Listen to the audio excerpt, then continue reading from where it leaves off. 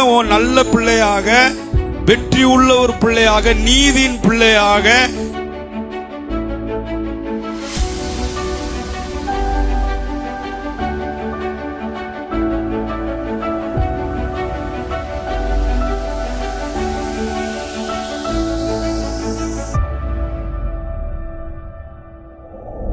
நம்ம பிள்ளைகளோடு வாழுகிறோம்.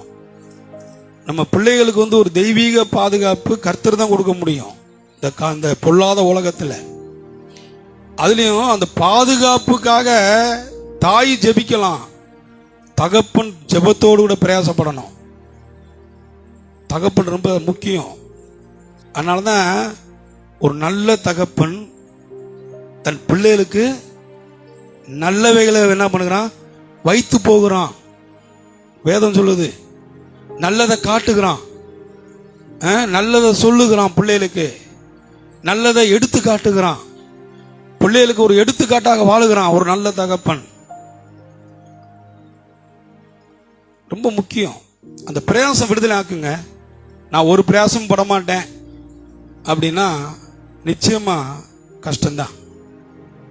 பிரயாசத்துக்கு சொல்றோம், கிரியைக்கு பலன் உண்டு. கரங்களை தட்டுவோம்.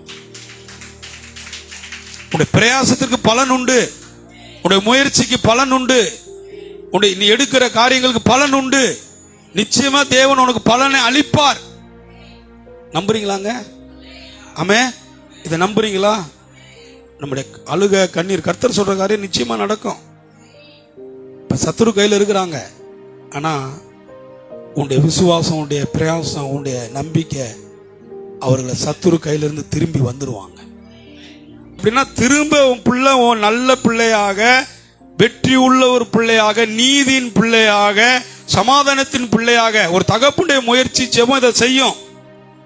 என் பிள்ளை திக்கற்ற பிள்ளைல போகாதபடிக்கு நான் தான் என்ன பண்ணணும், ஆண்டவர் பாதத்தை உபவாசம் பண்ணி அழுது முழங்கால் போட்டு ஜெபம் பண்ணி கடவுள்கிட்ட ஒப்பு கொடுத்து அழுது ஜெபம் பண்ணா நிச்சயமா எப்பேற்பட்ட பள்ளத்தில் இருந்தாலும், எப்பேற்பட்ட சிக்கல் இருந்தாலும் நம்முடைய அழுகின் சத்தத்தை கேட்டு கர்த்தர் விடுதலையாக்கி கொண்டு வருவார்.